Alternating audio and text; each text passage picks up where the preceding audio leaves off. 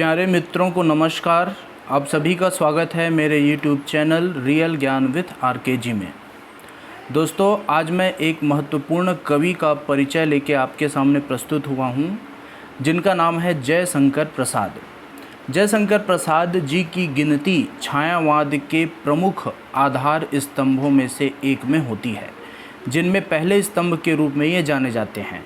ये चार आधार स्तंभ है प्रसाद, पंत, निराला और महादेवी वर्मा। तो आज हम जयशंकर प्रसाद जी की परिचय देखेंगे, उनकी प्रमुख रचनाएं कौन कौन सी है, इनको भी हम बहुत अच्छे तरीके से जानेंगे। तो शुरू करते हैं कवि परिचय। जयशंकर प्रसाद जी का जन्म 30 जनवरी 1889 को बनारस में हुआ था। उनका जो परिवार है वह बनारस का प्रतिष्ठित व्यवसायी परिवार था।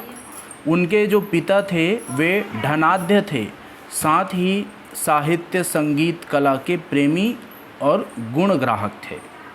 तो प्रसाद जी के पिता भी साहित्य प्रेमी थे, जिस कारण प्रसाद जी को विरासत में यह जो साहित्य कला है यह प्राप्त हुई। जयशंकर प्रसाद की औपचारिक शिक्षा केवल 6ठी-7वीं कक्षा तक हुई है और इन्होंने यहाँ बनारस के क्वींस कॉलेज में ही हुई। ठीक है, ये जो हैं 48 वर्ष तक ही जीवित रहे, बहुत ही अल्प अवधि तक इनका जीवन रहा और 15 नवंबर 1937 ईस्वी को प्रसाद जी की मृत्यु हो गई थी। उन्होंने अल्पायु के बावजूद विपुल साहित्य रचना की थी। उनकी रचनाओं की सूची इस प्रकार है। काव्य कृतियों को पहले देख लेते हैं। काव्य कृतियों के अंतर्गत हम देखेंगे चित्राधार 1918 से 1928 की रचना, कानन कुसुम 1913 से लेकर 1929 की रचना, प्रेम पथिक यह जो है ब्रज भाषा में लिखा गया है 1909 में। उसके बाद खड़ी बोली में भी इन्होंने प्रेम पथिक लिखा, जो कि इसकी रचना काल है 1914। उसके बाद इनका काव्य है महाराणा का महत्व 1914 में लिखा गया। इसकी प्रमुख कृतियां हैं झरना 1918, आंसू 1925 से लेकर 1933 तक, लहर 1935 और सबसे महत्वपूर्ण रचना मानी जाती है जो कि आखिरी है कामायनी। इनका रचना काल है 1936। इसके बाद हम जानते हैं दोस्तों कि बहुत सारी नाट्य कृतियाँ इन्होंने हमें प्रदान की है, जिसको हम आज पढ़ते हैं और बहुत सारे कम्पिटिटिव एग्ज़ाम में इनका नाटक आना ही आना तय रहता है। तो इनके नाटकों को देख लेते हैं। सबसे पहला इसका नाटक है उर्वशी, जो इन्होंने 1909 में लिखा है। उसके बाद है सज्जन 1910 में, बभ्रुवाहन 1911 में, कल्याणी परिणय 1912 में लिखा, करुणालय 1912 में, प्रायश्चित 1914 में, राज्यश्री नामक नाटक इन्होंने 1915 में लिखा, विशाख 1921 में, अजात शत्रु 1922 में, जन्मेजय का नाग यज्ञ 1924 में, कामना 1927, एक घूंट 1929। बहुत ही प्रसिद्ध नाटक है स्कंदगुप्त, इसकी रचना इन्होंने 1928 में की। फिर चंद्रगुप्त 1931, ध्रुव स्वामिनी 1933 और इनकी आखिरी रचना है अग्निमित्र, जो कि अपूर्ण है। कहानियों में हम देखें तो इन्होंने नाटक के बजाय कहानियों की संख्या इनकी बहुत ही कम मिलती है।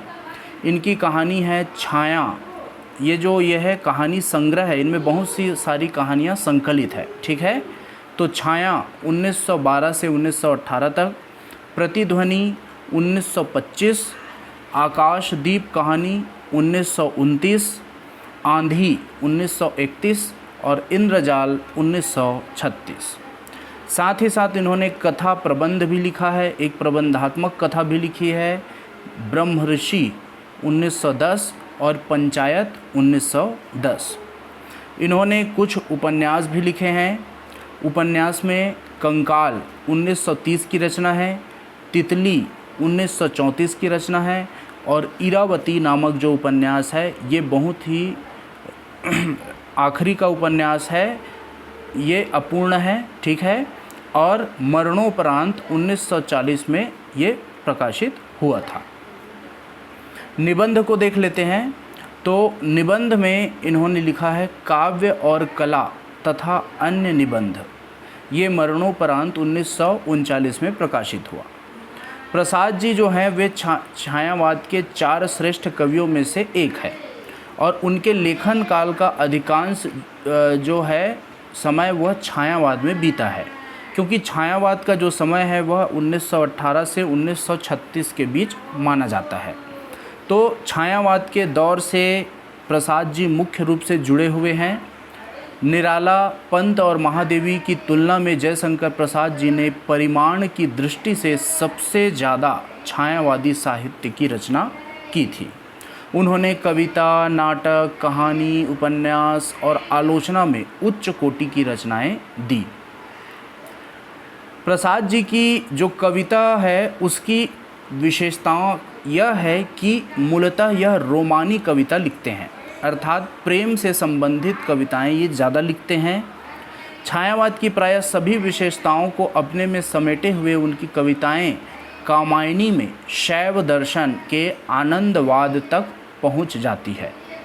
कामायनी को न केवल छायावाद में बल्कि हिंदी कविता के इतिहास में विशेष प्रतिष्ठा प्राप्त हुई है। प्रसाद जी ने ऐतिहासिक नाटकों की रचना की है। आपने इनकी नाटकों के नामों को देखा, बहुत ही ऐतिहासिक पात्रों पर इन्होंने लिखा है, जैसे चंद्रगुप्त, स्कंदगुप्त, ध्रुव स्वामिनी, है ना। तो इन्होंने ऐतिहासिक नाटकों की रचना की है, मगर इन नाटकों में अपने वर्तमान को व्यक्त करने की अद्भुत क्षमता मौजूद है। उन्होंने तितली और कंकाल नामक उपन्यास की रचना की और ये जो उपन्यास है इन्होंने यथार्थ चित्रण में ध्यान रखा है, ठीक है, अर्थात इनके उपन्यासों में यथार्थ का चित्रण हुआ है। इनके जो उपन्यास है रोमानियत के बजाय यथार्थ की तरफ ज़्यादा जुड़े हुए हैं। लेकिन कहानी को अगर हम देखें तो इनकी कहानियों में रोमानियत और यथार्थ का दोनों रूप मिलता है, जबकि उपन्यास में केवल यथार्थ परक रचनाएं मिलती हैं। उनके आलोचनात्मक आलेखों में प्रायः साहित्य की अवधारणात्मक समझ को सुलझाने का प्रयास हमें दिखाई देता है, अर्थात आलोचनात्मक जितने भी लेख इन्होंने लिखे हैं वे साहित्य से संबंधित लेख इन्होंने लिखे हैं, ठीक है। तो इस तरह से हमने प्रसाद जी के जीवन चरित्र को देख लिया, उनके बारे में हमने थोड़ा ज्ञान प्राप्त कर लिया। तो इस तरह से दोस्तों आज का यह वीडियो समाप्त होता है। आगे और ही ऐसे अनेक वीडियो के साथ हम मिलेंगे, तब तक के लिए धन्यवाद।